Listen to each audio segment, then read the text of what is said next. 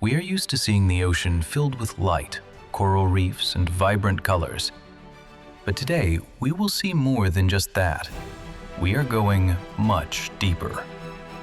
Today, we will enter the Twilight Zone, where life becomes transparent and where, in the absence of the sun, animals create their own light. We will descend into the Midnight Zone, to a place where life changes radically, where nature has evolved its wildest survival strategies.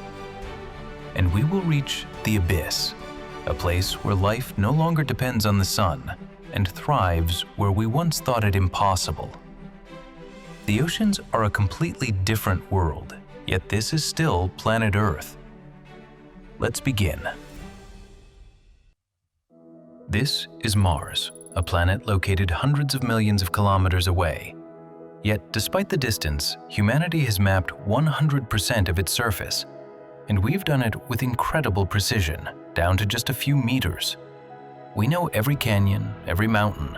We trace the riverbeds where water may have flowed billions of years ago. And this is the James Webb Space Telescope, the pride of modern science. With this instrument positioned in deep space, we've observed a galaxy whose light traveled 13.5 billion years to reach us. We are seeing it exactly as it appeared just 300 million years after the Big Bang. But hold on, why am I telling you this? Because if you look at a map of our own planet, over 75% of our ocean floor remains nothing more than a blurry, pixelated mystery to us, mapped only roughly by satellites. Yes, there is an international project called Seabed aiming to fully map the ocean floor, but currently only 25% is studied in detail. But here's the catch. These numbers refer only to the terrain. After all, knowing a mountain exists and knowing who lives on it are two very different things. But something else is even more important, the scale that we usually do not see. The oceans cover more than 70% of the planet's surface, but when we look at a map, we see a flat plain. The ocean, however, is volume, 4 kilometers of depth filled with life from the surface down to the very bottom. It is a colossal, three-dimensional world. And if we measure the planet not by area, but by the volume of space where life actually exists, it turns out that we, the inhabitants of the land, occupy a tiny fraction of the biosphere. To understand this scale, imagine that gravity disappeared on land. Imagine that life is no longer pressed against the Earth, but fills the entire sky, all the way up to the edge of space. That is exactly how the ocean works. We are used to seeing this world filled with light and lush greenery, but in reality, over 90% of the habitable space on our planet is not a paradise at all. It is a gloomy, cold, and crushing place. A logical question arises. Do we actually know our own home? For if we ask where humans have actually been, where robots have descended, where we have taken soil samples and seen life with our own eyes, the number becomes truly frightening. It is less than 5%. Think about it. On 95% of the ocean floor, no human foot has ever stepped and no robotic arm has ever touched.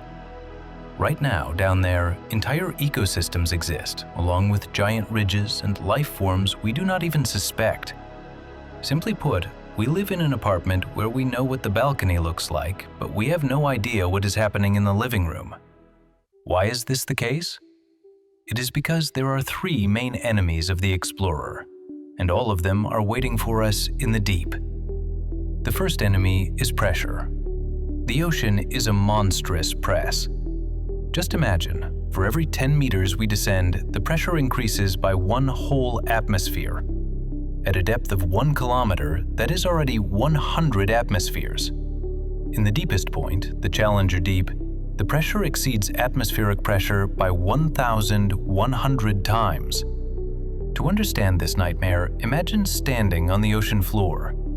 The water pressure on your body would be the same as trying to hold 50 fully loaded Boeings on your shoulders, or 2 Eiffel Towers stacked on top of each other. But this weight does not just press from above, it presses from everywhere, on every single centimeter of your body. That is why, for exploration, we need manned spheres made of titanium or special steel. Their internal diameter is only about 2 meters, and the pilot inside simply kneels before the control panel just to fit in. Every such dive is incredibly expensive and risky. The second enemy is radio silence, and this is perhaps the biggest problem. Radio waves, on which our entire civilization runs, fade quickly in water. At a depth of 5 or 10 kilometers, there is no GPS, no cellular service, no Wi-Fi. You cannot simply pick up the phone and talk to the pilot like you would with an astronaut on the ISS. Remember how difficult it is to communicate with submarines. All this means that communication with explorers at great depths is almost impossible. The third enemy is pitch darkness. Sunlight penetrates to a depth of about 200 meters. If we go deeper, then, at a depth from 200 to 1,000 meters, the so-called Twilight zone begins. There is light, but it is too weak for photosynthesis, and visibility is very limited. But if we dare to descend even lower, we enter an area where total darkness reigns, the so-called midnight zone.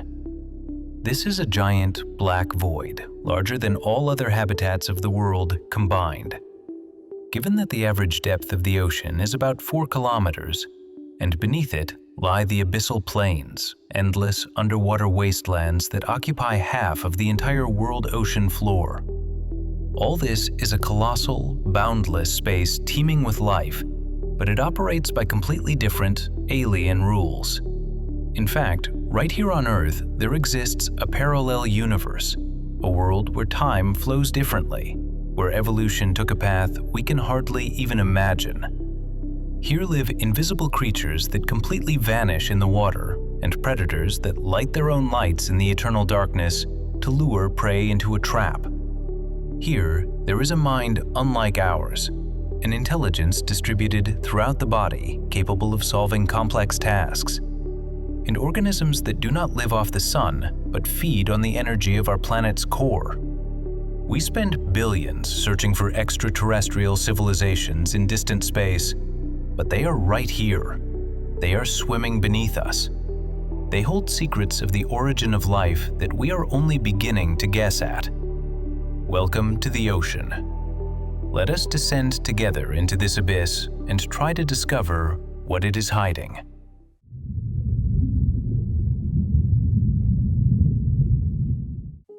And so, we begin our descent. The first 200 meters, the Epipelagic zone, or simply the sunlight zone.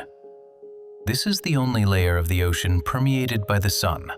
It is here, thanks to photosynthesis, that the foundation of the entire food chain is formed.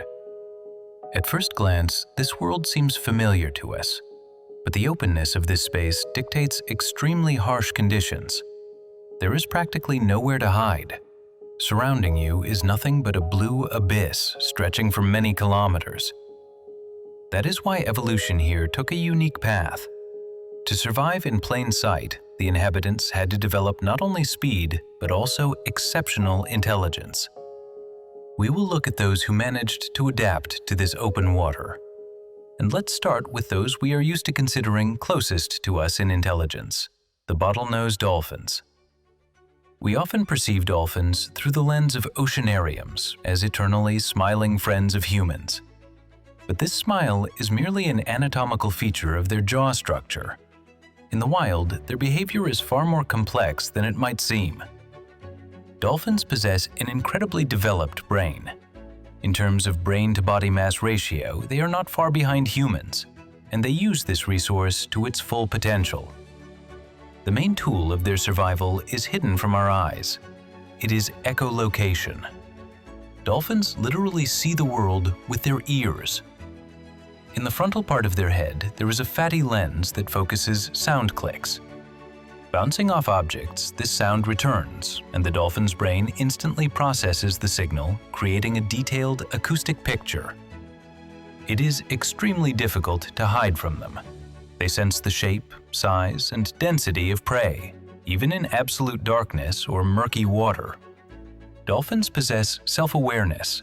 They recognize themselves in a mirror, understanding, "This is me." They also have a culture of communication. At birth, every dolphin receives a unique whistle, an analog of a human name. Hearing this signal, the dolphin understands that he is being called and responds even after years of separation. Their high intelligence has also given rise to a highly complex social structure. Their capacity for empathy and mutual aid is striking. For example, breathing for dolphins is a conscious process, and if a dolphin loses consciousness or is too weak, it stops breathing and drowns. Therefore, if a relative is wounded or sick, the pod does not abandon him. Other dolphins swim underneath and literally push him to the surface, keeping him afloat for hours so he can breathe. Such behavior is rare in the animal world. But dolphins also have a dark side. In the wild, they can display a frightening, almost human, cruelty. They form gangs to eliminate competitors. Documented cases exist where dolphins attacked harbor porpoises not for food, but to clear territory, battering them to death. Porpoises are distant relatives of dolphins, similar but different groups, much like house cats and lynxes. Sailors nicknamed them pigs because they make short, sharp, snorting exhalations when they surface, reminiscent of a pig's grunt. Dolphins are also no strangers to the pursuit of pleasure. Cases are known where young dolphins catch poisonous pufferfish. They gently squeeze it without killing it so that the fish releases a microdose of neurotoxin. For the pufferfish, this is stress, but for the dolphins, it is a way to achieve a state of mild narcotic intoxication. Dolphins are not toys. They are powerful, highly organized predators with a unique sensory system, their own language, and complex, sometimes cruel, rules within the pod. If we compare dolphins to street gangs of the ocean, then orcas are elite military special forces. By the way, an important point, an orca is not a whale. It is the largest species of dolphin, and they are the absolute apex predators of the ocean. Everyone fears them, even great white sharks. Why? Because orcas possess something fish do not. They have an education. Yes, it sounds strange, but it is a scientific fact. Orcas have what biologists call culture. In science, this means the species has a set of traditions and skills passed down not through genes, but through teaching and imitation from elders to the young. Each orca pod has its own distinct set of clicks and whistles for communication. Essentially, different pods speak different languages, dialects that their neighbors do not understand. A matriarchy rules their pods. Everything is run by the grandmothers, the old females who pass on experience to generations. They teach the young complex hunting tactics. Some families specialize in hunting herring, herding them into a tight ball. Others hunt whales and seals. They even know how to create a wave to wash prey off an ice floe in perfect synchronization. Imagine the level of coordination. They do not speak in words like we do, but they act as a single mechanism. This is the only species on the planet that has managed to scare great white sharks so much that they simply abandon their hunting grounds if they catch the scent of an orca. Orcas attack sharks and eat only their liver with surgical precision, leaving the rest, simply because they can. But despite being apex predators, in all of recorded history, there has not been a single documented case of intentional killing of a human in the wild. The thing is, orcas are terribly conservative eaters. They eat only what their mother taught them to eat: fish, seals, sharks. Humans are not on this menu. Plus, their echolocation allows them to literally scan prey, assessing its shape, size, and density. They see right through us and understand that to them, we are just a bag of bones. In short, to them, we are like aliens, fun to look at, but not tasty. But even orcas seem like toddlers compared to the true titans, the whales. The blue whale, the largest animal that has ever lived on Earth. It is more massive than any dinosaur. Just imagine, its tongue alone weighs as much as a whole elephant, and its heart weighs nearly 200 kilograms. Its main artery is so wide that a basketball could easily fit inside. But the most amazing thing about them is not their size, but their voice. In water, sound travels 4 times faster than in air, and whales take full advantage of this. They can communicate with each other over distances of thousands of kilometers.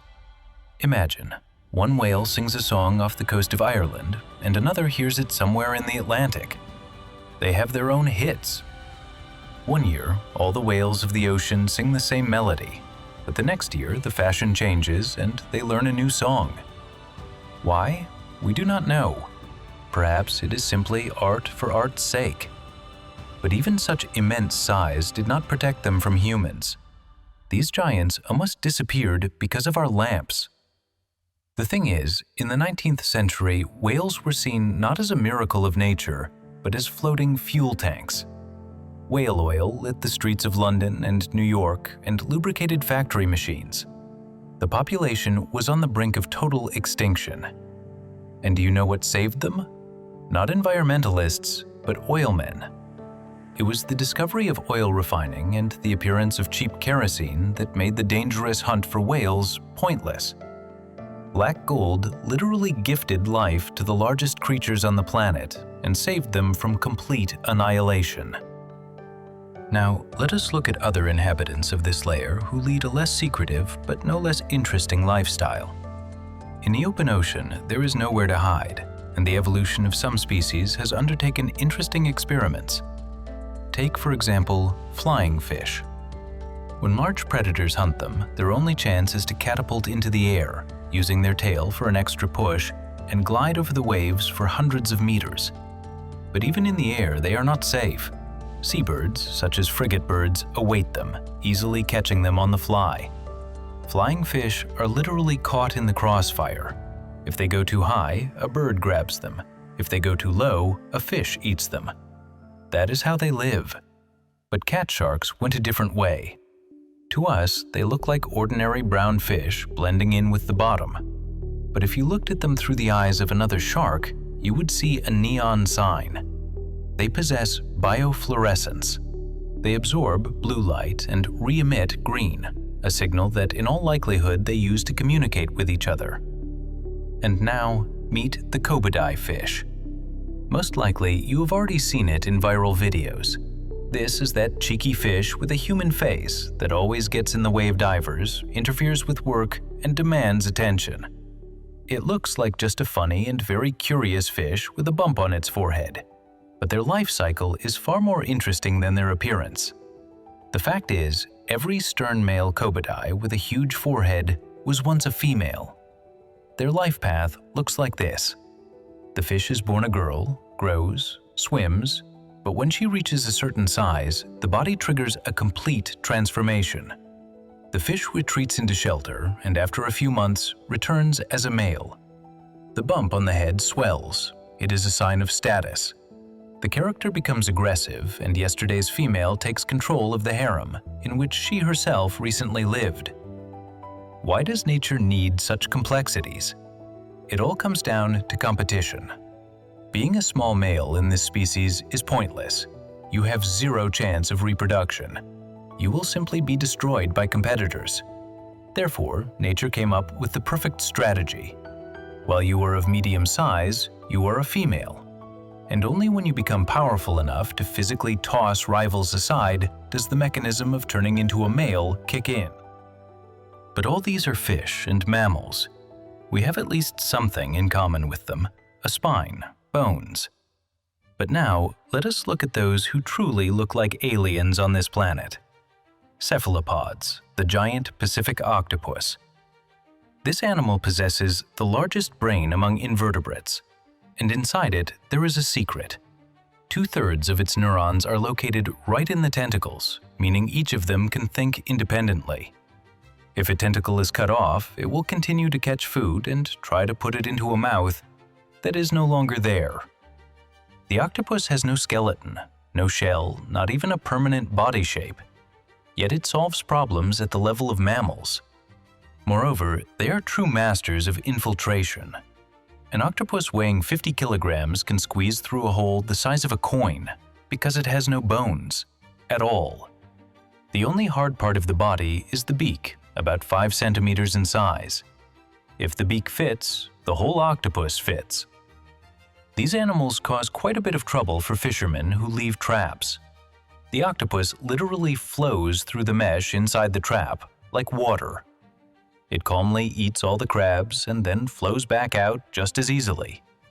The fisherman pulls up an intact, closed trap, but inside there is emptiness. Camouflage is a separate story. The octopus has 3 layers of skin, which it controls like a set of filters: color, texture, reflection. It does not just hide, it mimics. A stone, a coral, sand. And its relative, the cuttlefish, is another genius. But its weapon is camouflage and deception. It hunts crabs using millions of pigment cells to create constantly changing colors and patterns. When hunting a crab, it sends pulsating waves of color across its body. The crab falls into a stupor from this light show and becomes lunch. Interesting fact: cuttlefish passed the marshmallow test. This is an experiment for children. Eat 1 candy now, or wait and receive 2. Cuttlefish know how to wait. They plan and assess risks. The irony is that even many adults fail this test of self-control, but a mollusk passes. Amidst all this hustle, there are those who mastered Zen millions of years ago. Sea turtles. They saw dinosaurs and outlived them. Their superpower is a built-in GPS. A turtle can swim thousands of kilometers through the open ocean where there are no landmarks and return to exactly the same beach where she was born 30 years ago to lay eggs. They sense the Earth's magnetic field. To them, the ocean is not faceless, it is lined with invisible magnetic lines, which they follow. But there is one who connects this sunlit world with that very darkness we spoke of at the beginning. The sperm whale. The largest toothed predator on the planet. Externally, it looks like a huge, floating rock. Sperm whales breathe air like us, they feed their young with milk, they sleep hanging vertically in the water, resembling pillars of a sunken temple, a somewhat eerie sight. But to hunt, they go there, down. The sperm whale takes a breath and dives to a depth of up to 2 kilometers, to where there is no light. Why? To battle another giant of these depths, the giant squid. The battles of titans take place in absolute darkness, and we can judge them only by the scars on the sperm whales' bodies. And it is the sperm whale who will become our guide to the next level. Because the sunlight zone is ending. The light goes out. We are descending into the twilight zone.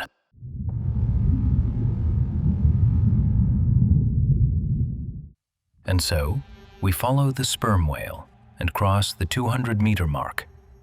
Here, the kingdom of the sun ends. Welcome to the Mesopelagic, or commonly, the Twilight Zone. The water here becomes dark blue, almost black. If you look up, you will see only a dim, fading glow. But if you look down, there is only solid darkness. This is the most mysterious layer of the ocean. Do you know why? Because for a long time, we did not even understand its true scale. During World War II, military submarine sonars began to go crazy. Sonar is like radar, but it uses sound instead of radio waves. So, by day, the instruments showed that the seafloor was at a depth of 400 meters. The captains were terrified. The maps said there should be kilometers of depth here. But at night, this false bottom mysteriously disappeared and sank back into the abyss. The military called it the phantom bottom. Only decades later did we understand it was not the ground. The sonar was bouncing off billions of living creatures, hanging like a dense wall in the twilight. The density of life here is so high that it is capable of deceiving even acoustic instruments. This is home to one of the largest biomasses on the planet. But this is not paradise. It is a world of the harshest limitations. It is cold here, the pressure is colossal, and most importantly, a deadly game of hide-and-seek is being played here. Some evolved to see in absolute darkness, and others to become completely invisible. In the twilight zone, there is 1,000,000 times less light than on the surface. Here, the human eye would be useless. For us, this is absolute darkness. But for the local inhabitants, it is not darkness. It is a world of shadows and silhouettes. To survive, evolution had to turn eyes into highly complex optical instruments. And here, nature resorted to radical experiments. The simplest way to see more light is to enlarge the lens. The colossal squid. Do not confuse it with the giant squid. The colossal is massive, meaner, and lives deeper. Its eyes are the largest in the history of the animal world. Each eye is the size of a basketball. Why such telescopes?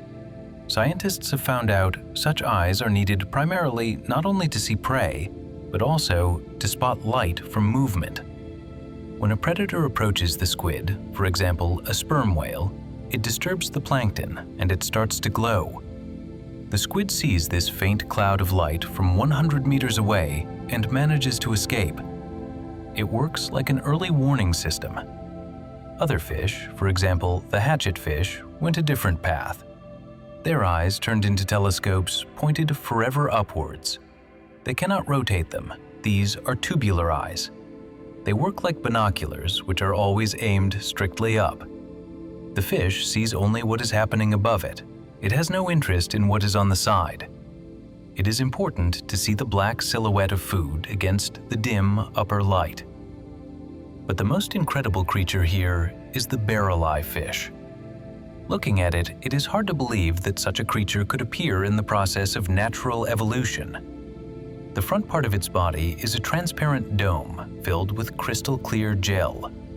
On its face, you see two small openings. It might seem that these are eyes, but these are nostrils, organs of smell. The real eyes are located inside the transparent head. These are two bright green spheres. Why green? This is a special filter that cuts off excessive glare and allows it to see pure silhouettes. In normal mode, these eyes look strictly vertically through its own skull, watching for prey above. But as soon as the barrel eye spots a victim, something incredible happens. The eyes inside the head rotate forward. The fish switches from scanning mode to attack mode. No other creature on Earth has such mechanics. In the Twilight Zone, where there are no rocks or coral, there is nowhere to hide. If you are solid, you cast a shadow, and if you cast a shadow, you get eaten. That is why the Twilight Zone is the planet's main laboratory of invisibility. Look at the cystosoma. It is a crustacean, a true giant of its kind. Some individuals reach the size of a human palm, but spotting it is almost impossible. Its organs are almost invisible. Even its gut stands vertically to minimize its shadow. But the main problem for transparent creatures is that in water they can glare like a shard of glass. The cystosoma solved this problem at the level of nanophysics. Its tissues have almost the same refractive index as seawater, so light passes through with minimal distortion. And its shell is covered in a carpet of microscopic structures. This acts like an anti-reflective coating. It kills any reflections and the creature becomes optically empty. It does not hide in the dark, it becomes one with the water. We descend deeper to the 700-meter mark, and here life faces a new enemy: lack of oxygen. Here lie the oxygen minimum zones. Due to decaying organic matter, oxygen here is critically low, only 2 or 3% of the norm. Most active fish here would simply suffocate, but some have made this dead zone their sanctuary. The symbol of this place is the vampire squid. It sounds creepy and looks even scarier. A dark red cloak, webbing between its tentacles, blue eyes. But its appearance is the only monstrous thing about it. In reality, it is the laziest and most passive creature in the ocean. In conditions of oxygen starvation, it is switched to energy-saving mode. It has no muscles for sudden bursts. Its body is jelly with a density almost equal to water. It does not need to waste energy on buoyancy, it simply hangs. Its blood contains a unique pigment, hemocyanin, which sucks the last crumbs of oxygen from the water 5 times more effectively than human blood. And it is not a predator, it is a scavenger. The vampire squid releases long, sticky filaments and collects marine snow on them. Marine snow is the name for pieces of dead flesh falling from above. Then it carefully cleans off what has settled on its tentacles and eats it. No hunting, no blood, just the slow collection of dead remains in the dark. The shortage of food and oxygen breeds 2 strange effects. Some species shrink, they become dwarfs to consume fewer calories. Others, on the contrary, fall into deep-sea gigantism. This is the paradox of cold. Low temperatures slow down metabolism and sexual maturity comes very late.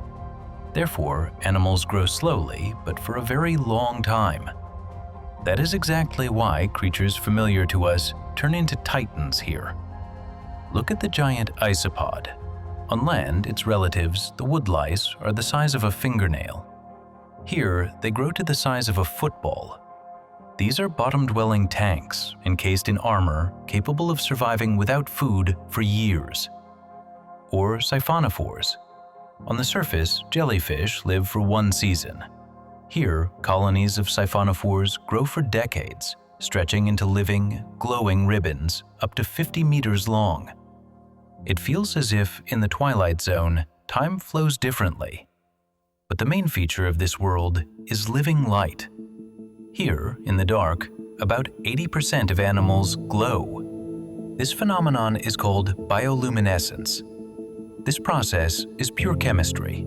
Inside the animal's body, an oxidation reaction occurs. A special substance, luciferin, combines with oxygen, releasing energy in the form of light. Moreover, this is cold light. It gives almost no heat, which is critically important for saving energy. Usually, this light is blue or green. These are the waves that travel furthest in water. Therefore, the eyes of locals are tuned to this exact spectrum. But in this endless blue, there are those who learned to break the rules. Ocean water works like a filter. It absorbs red color already in the first meters of depth. Therefore, the eyes of most deep-sea inhabitants simply stopped seeing the red spectrum. For them, red color does not exist. It looks simply black. A rare group of predators took advantage of this, the most famous of which is the stoplight loosejaw. Unlike the others, it has a special organ under its eye emitting red light. And, what is even more important, their eyes retained the ability to see this light. This gives them an invisible advantage. Imagine, the loosejaw swims up to a school of shrimp and turns on its red lantern. It sees the prey perfectly. And the shrimp? Their eyes physically do not perceive this spectrum. They see neither the light nor the hunter. They do not even know that they are being illuminated. But the Atolla jellyfish uses light completely differently. If a predator spots it, it launches a powerful wave of light. It runs in a circle around its body like a rotating beacon on a police car.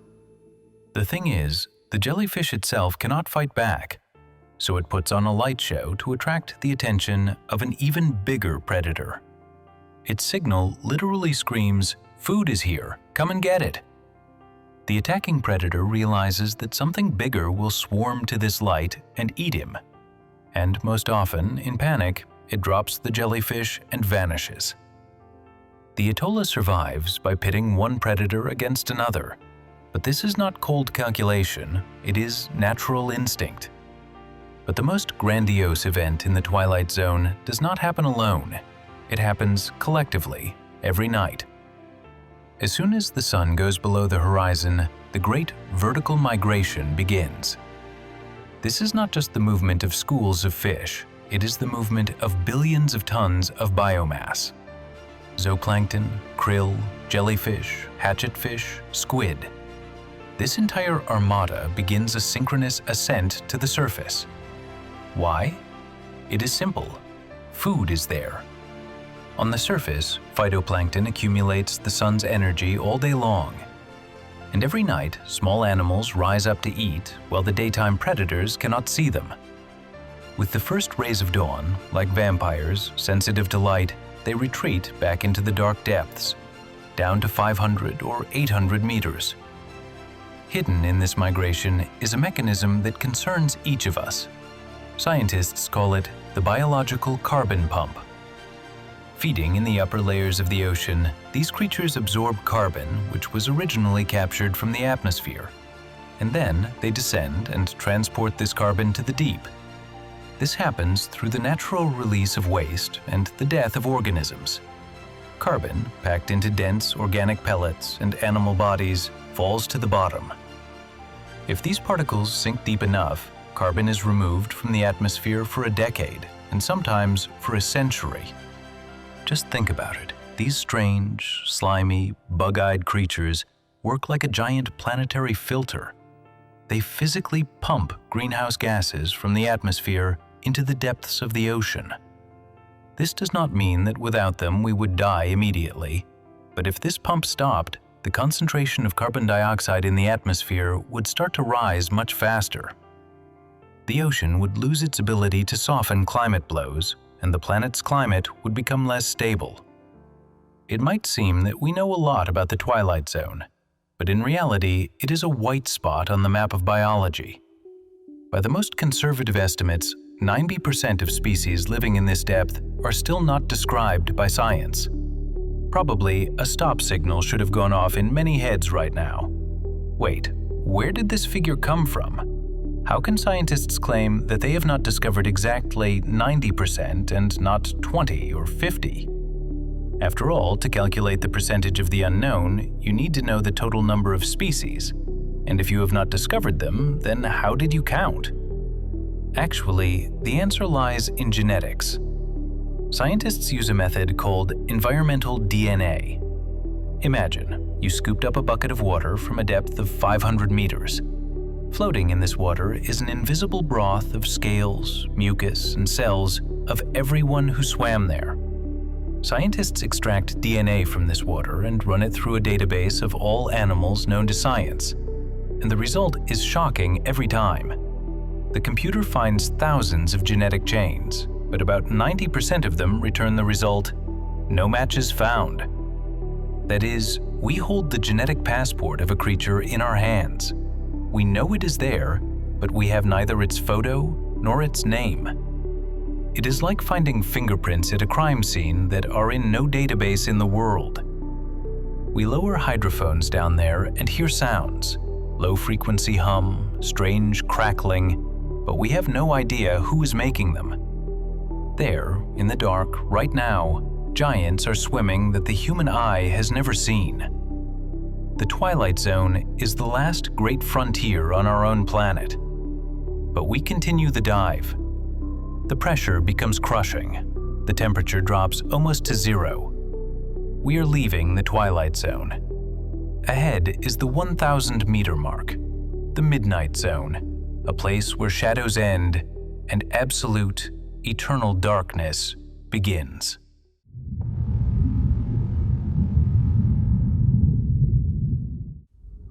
We cross the 1,000-meter mark. The last, even the most sensitive detectors, stop picking up sunlight.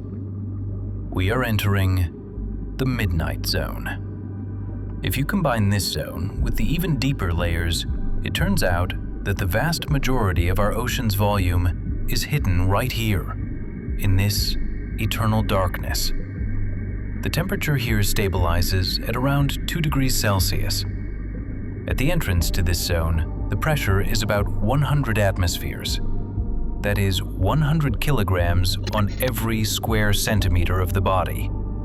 By the end of the zone, at a depth of 4 kilometers, this figure will increase fourfold. For a human, this environment is lethal. Any gas cavities in the body, for example lungs, intestines, sinuses, would instantly implode. It is the pressure difference between the water outside and the air inside that would kill us in a fraction of a second.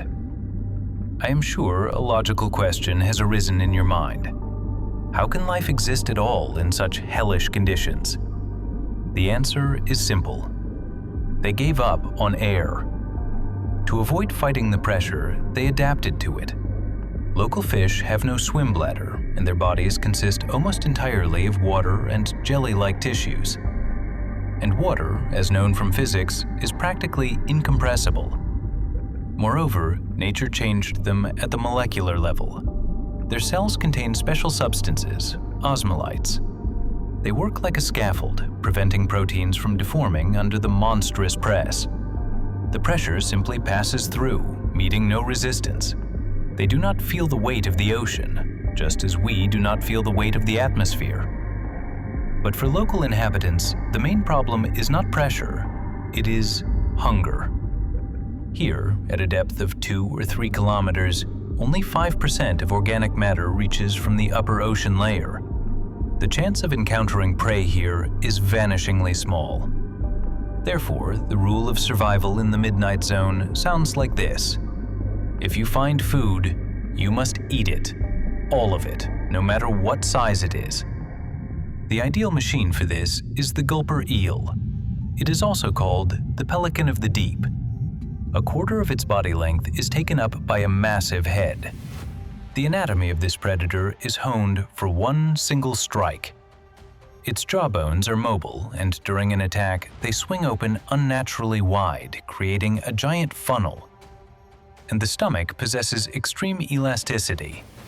This allows it to swallow prey that can be larger and heavier than itself. Here, you cannot be picky. In conditions where there might not be a next meal, you are obligated to swallow everything that crosses your path. But hunger is only half the problem. The second is reproduction. How do you find a partner in absolute darkness where the population density is 1 creature per cubic kilometer? The solution found by the deep-sea anglerfish biologists call one of the strangest in the animal kingdom. That monster with the lantern on its head, which you have surely seen somewhere, that is always a female. For a long time, scientists could not find the males of this species. They caught females with strange growths on their flanks and believed these were skin parasites or tumors, until they performed a genetic analysis. It turned out that these parasites were the males. The anglerfish males are tiny, weak creatures. They have only one goal, to find a female by scent. When he finds her, he bites into her belly and never lets go. Over time, his lips fuse with her skin. His eyes vanish, his circulatory system connects with hers. He literally dissolves into her, turning into a living appendage. All that remains of the male are the reproductive glands, which the female needs to breed. One female can carry several such dissolved husbands. This is love to the grave. But not everything here looks like a monster from a nightmare. Meet the giant phantom jellyfish.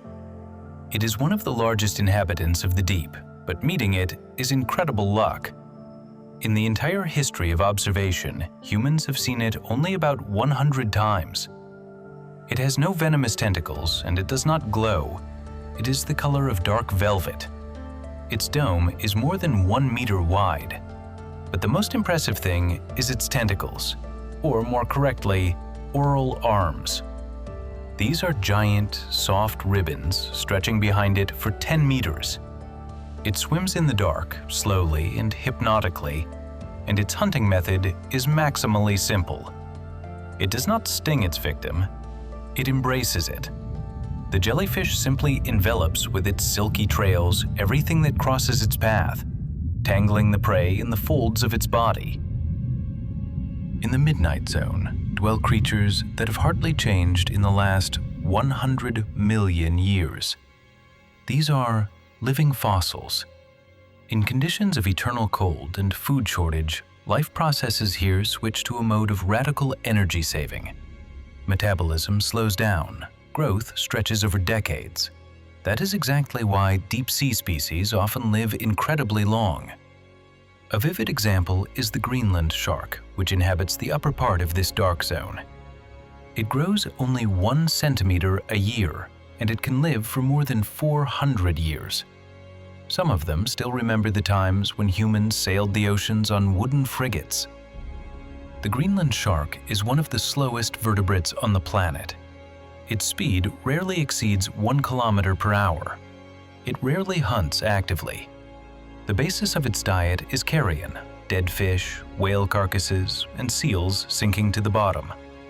Such food requires less energy than chasing prey. Its body is dense and heavy, with short fins and poorly developed muscles. This shape is not suitable for fast movements, but allows it to maintain a stable position in the water for a long time and conserve energy. Vision is poorly developed. Almost every adult individual has parasitic copepods hanging on its eyes. This is a creature the size of a couple of centimeters. This crustacean attaches tightly to the cornea and starts to slowly eat it away. As a result, the shark goes almost completely blind. However, in conditions of constant darkness, vision does not play a key role. The main sense organ is smell. The shark is capable of picking up scents of organic matter at a distance of several kilometers. The tissues of this shark are soaked in urea and special oxides. In essence, this is a natural antifreeze, which prevents it from turning into a block of ice. Due to the extreme concentration of these substances, its meat becomes toxic. For most ocean predators, such a meal could be their last. This chemical defense makes the shark practically invulnerable. In the wild, adults have almost no enemies. Sexual maturity in this species comes extremely late, presumably after 150 years of life. That is, to leave its first offspring, the shark needs to live for 1.5 centuries.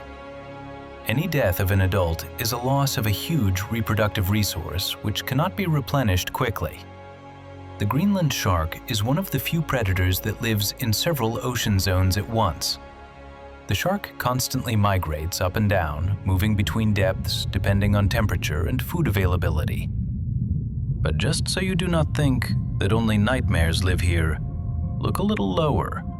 Here hovers a creature that looks as if it escaped from a Disney cartoon. Grimpoteuthis, or as scientists call it, the Dumbo octopus.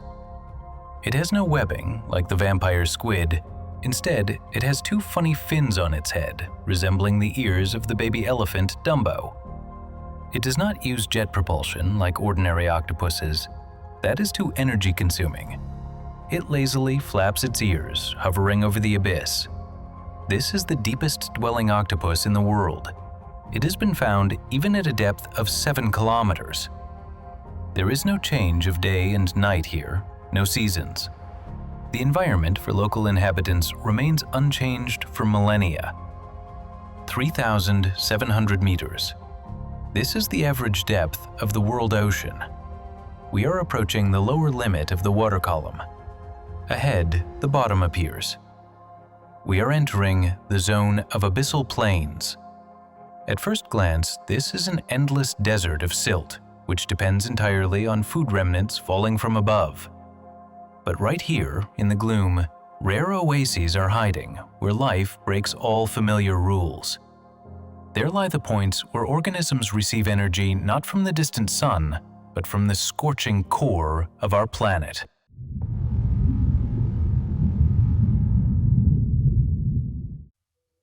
Before us lie the abyssal plains. These are the largest plains on the planet. They occupy about half of the entire ocean floor. Visually, this place looks like the most boring place on Earth. Endless kilometers of gray silt. It is quiet here. Currents are almost non-existent. It seems that no one lives here. But look closer. The bottom is covered with strange, slow creatures. These are holothurians, or sea cucumbers. Here, down below, they are the dominant form of life. In some deep trenches, they make up the overwhelming majority of the biomass of all large inhabitants. Their work is simple and endless. They crawl along the bottom and, like living vacuum cleaners, suck in the top layer of silt. They digest organic matter that has been falling here for centuries, and the clean soil they throw back out. They are the main janitors and gardeners of this world. They constantly dig and renew the ocean floor, preventing it from turning into dead stone.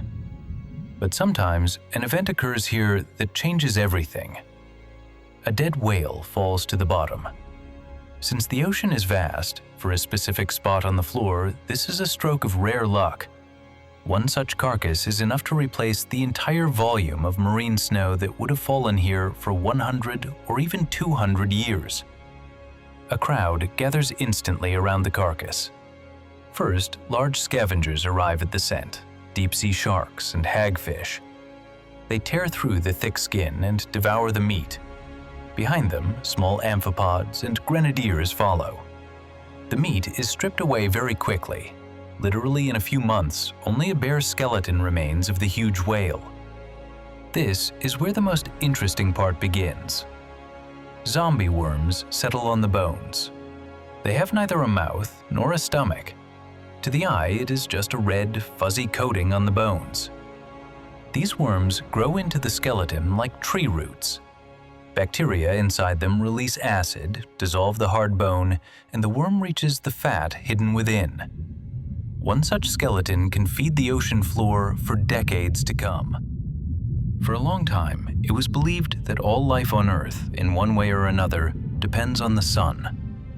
Even deep-sea animals usually finish eating what has fallen from above.